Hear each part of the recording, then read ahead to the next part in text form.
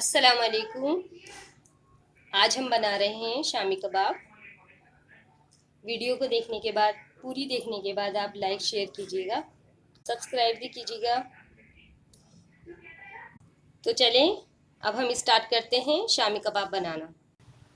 आ, ये है आधा किलो गोश्त शामी कबाब बनाने के लिए, और 1 इंच का अदरक का पीस, 7 से 8 लहसुन के जवे, 1 चम्मच कुटी हुई मिर्च, 1 चम्मच नमक, 1 चम्मच ज़ीरा और 1 चम्मच पिसा हुआ गरम मसाला। आप साबुत भी ले सकते हैं, लेकिन मैं पिसा हुआ लेती हूँ तो मैं पिसा हुआ ही डालूंगी।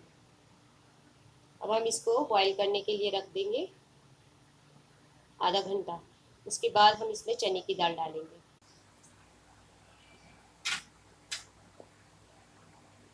गरम मसाला,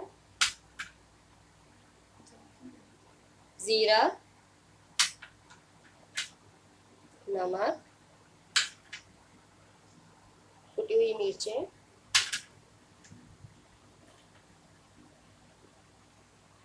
अदरक लहसुन। हम इसको आधा घंटा बॉईल करेंगे, उसके बाद चने की दाल डालेंगे। आधा घंटा हो गया है गोश्त को पकते हुए। अब मैं इसमें चने की दाल शामिल कर रही हूँ। अब गोश्त और चने की दाल जब तक गल जाए, अच्छी तरीके से गल जाए, जब तक इसको पकाना। पानी खुश्क हो जाए अच्छी तरीके से। ये देखें, अच्छे से गल गया है गोश्त, बिल्कुल इस तरह से, दाल और गोश्त दोनों को।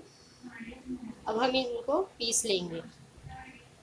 अगर आपके पास मशीन है तो आप उसमें पीस लें, नहीं तो आप सिलबट्टे पर भी पीस सकते हैं। देखें, लेकिन गलाना आपको बिल्कुल इसी तरह से, इसकी इस तरह से गलने पर मुलायम मुलायम रेशा बहुत अच्छा बनेगा जब हम इसको पीसेंगे। ये मैंने गोश्त और दाल को पीस लिया है शामी कबाब के लिए कीमा। ये देखें कितना अच्छा इसका रेशा बना है।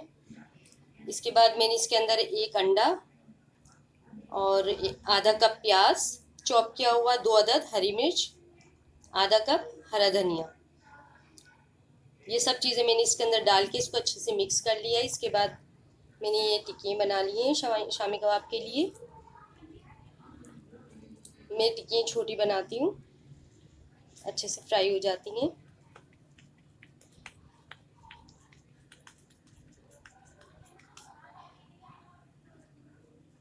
ये देखें, अच्छे से टिक्की बना के फ्राई किए गए। तेज तो गरम होने दे बेटे। ऑयल को तेज़ गरम कर लें और मैं डीप फ्राई करती हूँ। ये देखा,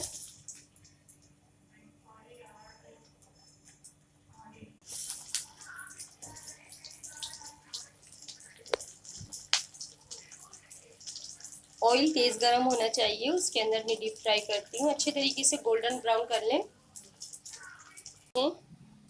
कितने अच्छे से गोल्डन ब्राउन हो गए हैं, मैंने इनको निकाल लिया है।